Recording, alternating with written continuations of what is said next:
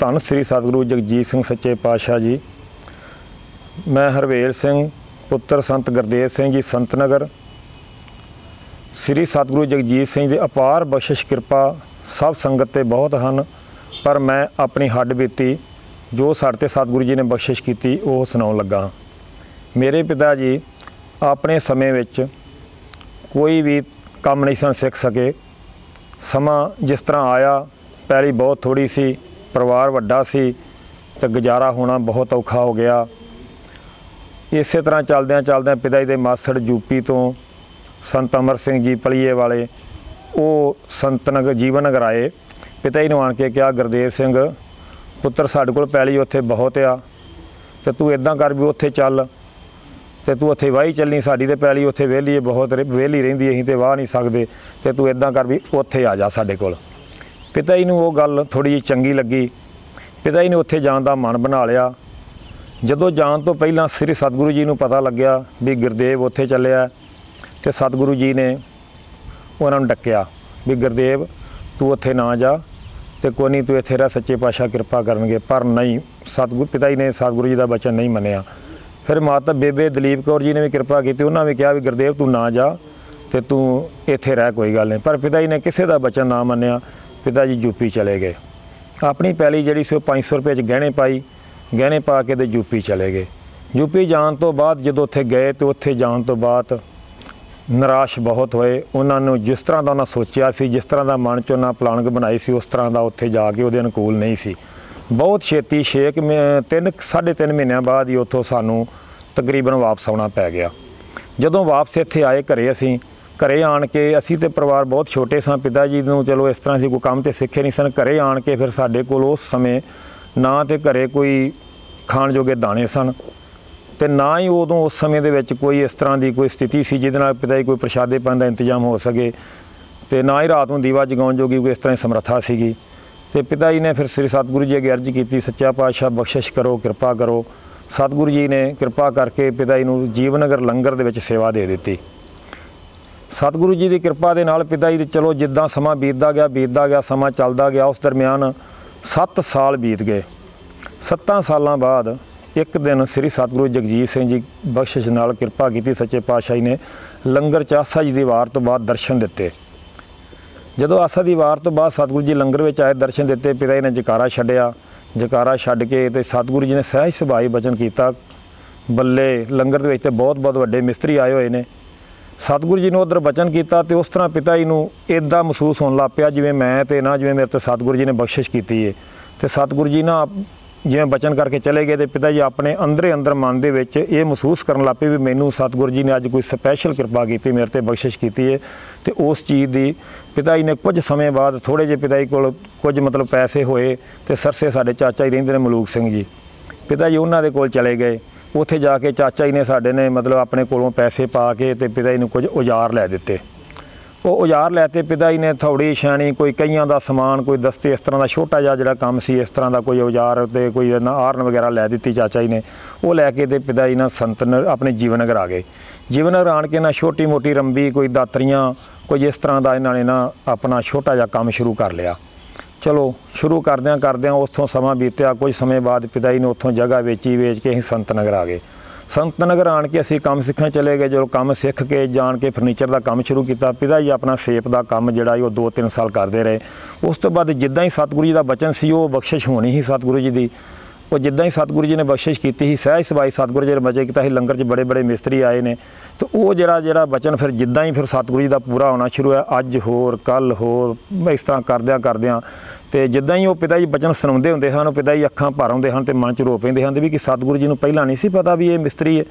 पता तो उन्होंने पहिलां भी सीगा, पर सतगुरु जी ने कृपा उदों करनी सी। श्री सतगुरु जी की अपार कृपा नाल, अपार बख्शिश नाल अज सतगुरु जी का वो वचन साडे ते 100% पूरा होया है। बहुत बख्शिश आ, बहुत वधिया कारोबार आ। अज सारा कुछ ही सतगुरु ने सानूं घरों दिता है, किसी गल की कोई कमी नहीं। धन श्री सतगुरु जगजीत सिंह सच्चे पातशाह जी, धन श्री सतगुरु जगजीत सिंह सच्चे पातशाह जी। मेरे सहुरा परिवार बटाले जहेदार अक्षर सिंह जी का मतलब पोतरी मेरे वाले विआही है। उन्हां दे परिवार विचों मेरा साला एक प्रीतम सिंह, उहदे दिक्कत आ गई दिल दे वाल ते। उहदियां रिपोर्टां कराइयां, बीमार हो गया, दिल दे वाल ते छेक हो गया।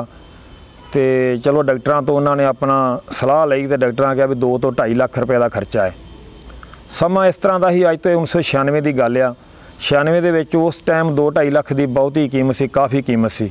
श्री सतगुरु जगजीत सिंह का सहारा लैन का उन्होंने सोचा भी उन्होंने उत्थों बटाले तो चले तो भैनी साहब श्री सतगुरु जगजीत सिंह जी को जाके उन्होंने अर्ज की, सच्चे पातशाह जी आ बच्चे दी आ हालात, कृपा करो, इन्हां ते बख्शिश करो।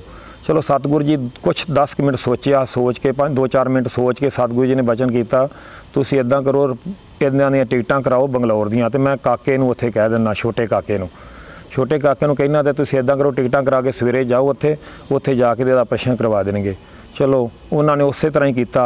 उन्होंने उत्थों लुधियाने आने के टिकटां कराइयां, टिकटां करवा के बटाले गए, लद्या अपना समान लिया घरों लैके समान अपना तो वो सीधा बंगलौर चले गए।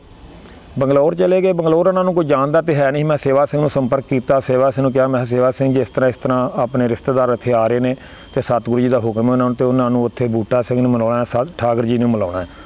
तो उन्हें आख्या कोई नहीं भेज दिओ। चलो उत्थे गए, जाके उत्थे रहे। उन्होंने सतगुरु जी ठाकर जी ने कृपा की, उन्होंने सतगुरु जी के हुक्म अनुसार उन्होंने मद्रास लै गए। मद्रास जाके उन्होंने ऑपरेशन करवाया। ऑपरेशन करवाने तो बाद वो बच्चा जो तंदुरुस्त हो गया, ठीक हो गया, घरे आया। ठीक होने तो बाद 3 महीनों बाद वो आंदा भी मैं तो इत्थे नहीं रहना। मेरे ते बख्शिश सतगुरु जगजीत सिंह ने की है, ठाकर जी ने की है, ठाकुर उदय सिंह जी। तो मैनू इदां करो भी जीजा जी मैनू उत्थे बंगलौर ही भेज दिओ। बेशक मैं कोई भी काम नहीं कर सकता, भावें सब्जियां की पैकिंग करा लैन, भावें मैनू वरनियां चला लैन, जिथे भी उन्हों का हुक्म होएगा तो मैं उन्हों का ही अपना करजा उन्हों का अपने इस तरह ही सेवा करके लावांगा, मैनू बिल्कुल कुछ भी ना देन भावें। चलो सतगुरु जी ने कृपा की। मैं ठाकर जी गए सेवा सिंह नूं, मतलब मैं फोन किया, सेवा सिंह जी आंदे भी इदां करो, मैं ठाकर जी नूं पुछ के दसांगा। चलो समा आया, ठाकर जी नूं पुछया तो ठाकर जी कहंदे भेज दिओ, वरनियां च लग गया। उत्थे वरनियां च लगन तो बाद उस तो पहले इत्थे विआह होया सीगा। जदों इस तरह वो बीमार होया तो वह विआह का तलाक हो गया। फिर वो बंगलौर चला गया। जो बंगलौर चला गया फिर ड्यूटी जी फिर ठाकर जी की बन गई। उन्हें कृपा की, दोबारे वह विआह किया, विआह करके उस तो बाद परिवार तो प्रीतम सिंह जी अज सारा 2 बच्चे ने वो सारा अज तक वो बंगलौर ही रह रहे हैं। उन्हों नाता श्री सतगुरु उदय सिंह जी की बख्शिश नाल अज अपना जीवन बख्शिश कर रहे हैं। तो सतगुरु सच्चे पातशाह धन श्री सतगुरु जगजीत सिंह सच्चे पातशाह जी। साडे संत नगर सामने कुदरती इलाज श्री सतगुरु जगजीत सिंह की कृपा नाल चलिया काफ़ी साल, जिहदे च महाराज वीर सिंह की ड्यूटी हुंदी सी। उत्थे डॉक्टर इकबाल सिंह जी हुंदे सन। एक बाणियां दा बच्चा बबली दुकानदार है साडे गवांढ, उन्हां दा कोई रिश्तेदार सी हबोर तो, वो बच्चा सी 10 साल का, वो बीमार हो गया। उहदियां रिपोर्टां लैके आए, उत्ते भी दिल दे वाल ते उहदे कोई दिक्कत सीगी बच्चे दे, ते वो असमर्थ सन ऑपरेशन कराउण दे। चलो सतगुरु जी ने कृपा की, इत्थे उन्हां दा मन बनिया तो डॉक्टर इकबाल सिंह दा दस्सिया भी कुदरती इलाज इत्थे करदे ने ठाकर जी। सतगुरु सच्चे पातशाह जी ने बख्शिश की, इत्थे कुदरती इलाज खोलिया। तो वो इत्थे कुदरती इलाज का आसरा लैके इत्थे जदों आ गए ना, तो इत्थे लगा सी कैंप। श्री सतगुरु जगजीत सिंह की कृपा ते गोरी शंकर डॉक्टर सन, वो इत्थे आए हुए सन। जदों उन्हां दी रिपोर्टां वेखियां उन्होंने, वो सारा शिफ्ट वेख के रिपोर्टां, तो उन्हें आख्या भी इहदा कुदरती इलाज वाला इलाज नहीं, बच्चा छोटा है तो जिंदगी बहुत वड्डी है इहदा तो ऑपरेशन होएगा। फिर सतगुरु जी ने कृपा की, अर्ज की सतगुरु जगजीत सिंह जी ने, तो सतगुरुआं कहा भी इहनूं इदां करो भी बंगलौर भेजो छोटे काके कोल। उन्होंने उत्थों टिकटां करवाइयां, उन्होंने बेचारिਆਂ कोल ते टिकटां करवाउण जोगे पैसे भी कोई नहीं हैं। सतगुरु जी ने अपने कोलों पैसे दिते, उन्होंने पैसे दे के उन्होंने बंगलौर भेजिया। बंगलौर भेज के उन्होंने सच्चे पातशाह ने सतगुरु जगजीत सिंह के हुक्म अनुसार सतगुरु उदय सिंह जी ने उन्होंने हुक्म मन के ते उन्होंने उन्हों का ऑपरेशन मद्रास तो करवाया। तो मद्रास तो ऑपरेशन करवा के तो वो बच्चा अज पूरी जिंदगी सतगुरु जी की उस्तत करता होया अज भी जीवन बसर कर रहा, पूर्ण तौर पर तंदुरुस्त। धन श्री सतगुरु उदय सिंह सच्चे पातशाह, धन श्री सतगुरु जगजीत सिंह सच्चे पातशाह जी। श्री सतगुरु जगजीत सिंह का हिमाचल मंडी का दौरा सी, उत्थे सच्चे पातशाह जी बख्शिश करते हुए साध संगत के घरां 'च चरण पा रहे। एक घर दे विच गए, उन्हां दा हाल चाल परिवार का पुछया। उस परिवार ने आख्या गरीब नूं सच्चे पातशाह जी साडा एक काका नहीं ठीक। तो सतगुरु जी पुछया भी तुहाडे बच्चे नूं की तकलीफ? उन्हां कहा उहदे पूरे शरीर दे उपर जख्म ने, हर तरह के जबान तक भी जख्म ने, पैरों दी तलियां ते हत्थां दी तलियां ते भी जख्म ने, छाले होए हुए ने, ना तुर सकदा, ना बैठ सकदा, ना सौ सकदा। सतगुरु जी कहा भी वो बच्चा कित्थे? उन्हें PGI दे विच आ हस्पताल। सतगुरु जी ने हुक्म किया तुसीं उस बच्चे नूं लैके श्री जीवनगर लै जाओ, उत्थे महाराज वीर सिंह दे उत्थे कुदरती इलाज है तो उन्होंने को लै जाओ। तो वो सामने संत नगर कुदरती इलाज बनया होया, तो उहदे च लै जाओ उन्होंने, तो उत्थे जाके उन्हों दा ट्रीटमेंट कराओ। ਜਦੋਂ ਉਹ ਬੱਚੇ ਨੂੰ ਲੈ ਕੇ PGI ਤੋਂ ਇੱਥੇ ਰਾਤ ਨੂੰ ਆਏ, ਸਾਡਾ ਸਾਹਮਣੇ ਘਰ ਸੀ, ਅਸੀਂ ਇੰਜ ਮਹਿਸੂਸ ਕੀਤਾ ਵੀ ਜਿਵੇਂ ਉਹ ਜਦੋਂ ਆਇਆ ਉਹਦੀਆਂ ਦਵਾਈਆਂ ਸਾਰੀਆਂ ਬੰਦ ਹੋ ਚੁੱਕੀਆਂ ਸਨ। ਸਾਨੂੰ ਇਹ ਮਹਿਸੂਸ ਹੋਇਆ ਵੀ ਉਹ ਜਿੰਨੀ ਉਹਦੀ ਰੋਣ ਦੀ ਆਵਾਜ਼, ਇਸ ਤਰ੍ਹਾਂ ਲੱਗਿਆ ਵੀ ਸ਼ਾਇਦ 1-2 ਦਿਨ ਹੀ ਸ਼ਾਇਦ ਚੱਲੇਗਾ, ਸ਼ਾਇਦ ਇਹਦਾ ਜੀਵਨ ਬਸਰ ਕਰਨਾ ਬਹੁਤ ਔਖਾ, ਕਿਉਂਕਿ ਆਉਂਦਿਆਂ ਸਾਰ ਉਹਨਾਂ ਦਾ ਕੁਦਰਤੀ ਇਲਾਜ ਦਾ ਇੱਕ ਤਰੀਕਾ ਇਲਾਜ ਕਰਨ ਦਾ। ਉਹਨਾਂ ਆਉਂਦਿਆਂ ਸਾਰ ਉਹਦੇ ਕੱਪੜੇ ਉਤਾਰ ਕੇ ਉਹਦੇ ਪੂਰੇ ਸਰੀਰ 'ਤੇ ਮਿੱਟੀ ਲਾ ਦਿੱਤੀ, ਮਿੱਟੀ ਨਾਲ ਲਪੇਟ ਕੇ ਤੇ ਉਹਨੂੰ ਉਹਨਾਂ ਧੁੱਪੇ ਪਾ ਛੱਡਿਆ ਅੱਧੇ ਘੰਟੇ ਵਾਸਤੇ। ਉਹ ਵਿਚਾਰਾ ਜਿਹੜਾ ਜਿਵੇਂ ਜਿਵੇਂ ਮਿੱਟੀ ਥੋੜ੍ਹੀ ਸੁੱਕੀ ਆਕੜੀ, ਉਹ ਜ਼ਖਮਾਂ ਦਾ ਅਕੜਾ ਹੋਰ ਹੋਇਆ, ਉਹਨੂੰ ਜ਼ਿਆਦਾ ਤਕਲੀਫ ਮਹਿਸੂਸ ਹੋਈ। ਫਿਰ ਚਲੋ ਉਹਨਾਂ ਦਾ ਇੱਕ ਤਰੀਕਾ, ਉਹਦੇ 'ਤੇ ਉਹਨਾਂ ਨੇ ਸ਼ਹਿਦ ਲੈ ਕੇ ਉਹ ਉਹਨਾਂ ਨੇ ਉਹਦੇ ਮੂੰਹ 'ਤੇ ਲਾਇਆ, ਉਹਨੂੰ ਹੋਰ ਜਿਵੇਂ ਸ਼ਹਿਦ ਦੀ ਤਕਲੀਫ ਜ਼ਿਆਦਾ ਹੋਈ, ਉਹਨੂੰ ਲੜਿਆ ਸ਼ਹਿਦ। ਫਿਰ ਨਿੰਬੂ ਸ਼ਹਿਦ, ਜਿੱਦਾਂ ਹੀ ਪਾਣੀ ਉਹਨੂੰ ਨਿੰਬੂ ਸ਼ਹਿਦ ਦਾ ਪਿਉਣ, ਉਹ ਨਿੰਬੂ ਸ਼ਹਿਦ ਜਿਹੜਾ ਉਹਨੂੰ ਹੋਰ ਤਕਲੀਫ ਦੇਵੇ। ਉਹ ਇਸ ਤਰ੍ਹਾਂ ਕਰਕੇ ਉਹਦਾ 3-4 ਦਿਨ ਇਲਾਜ ਚੱਲਿਆ। 3-4 ਦਿਨਾਂ ਬਾਅਦ ਸਤਿਗੁਰੂ ਜਗਜੀਤ ਸਿੰਘ ਦੀ ਬਖਸ਼ਿਸ਼ ਨਾਲ ਉਹ ਜਿਹੜਾ ਬੱਚਾ ਜਿਹੜਾ ਆਰਾਮ ਦੀ ਨੀਂਦਰ ਸੌਣ ਲੱਗ ਪਿਆ। ਉਹਦਾ 40 ਦਿਨ ਇਲਾਜ ਚੱਲਿਆ ਇੱਥੇ, ਅਸੀਂ ਉਹ ਸਾਰਾ ਆਪਣੇ ਅੱਖਾਂ ਨਾਲ ਵੇਖਿਆ। 40 ਦਿਨਾਂ ਬਾਅਦ ਉਹ ਜਿਹੜਾ ਬੱਚਾ ਸੀਗਾ ਪੂਰਨ ਤੌਰ 'ਤੇ ਸਵਸਥ ਹੋ ਕੇ, ਪੂਰਾ ਤੰਦਰੁਸਤ ਹੋ ਕੇ ਸਤਿਗੁਰੂ ਜੀ ਦੀ ਉਪਮਾ ਕਰਦਾ ਹੋਇਆ ਆਪਣੇ ਘਰ ਹਿਮਾਚਲ ਮੰਡੀ ਗਿਆ। ਸ੍ਰੀ ਸਤਿਗੁਰੂ ਜਗਜੀਤ ਸਿੰਘ ਦੀਆਂ ਇਸੇ ਤਰ੍ਹਾਂ ਹੀ ਬਖਸ਼ਿਸ਼ਾਂ ਬਹੁਤ ਨੇ ਸਾਰੀ ਸਾਧ ਸੰਗਤ ਉੱਪਰ। ਧੰਨ ਸ੍ਰੀ ਸਤਿਗੁਰੂ ਜਗਜੀਤ ਸਿੰਘ ਸੱਚੇ ਪਾਤਸ਼ਾਹ ਜੀ, ਧੰਨ ਸਤਿਗੁਰੂ ਜਗਜੀਤ।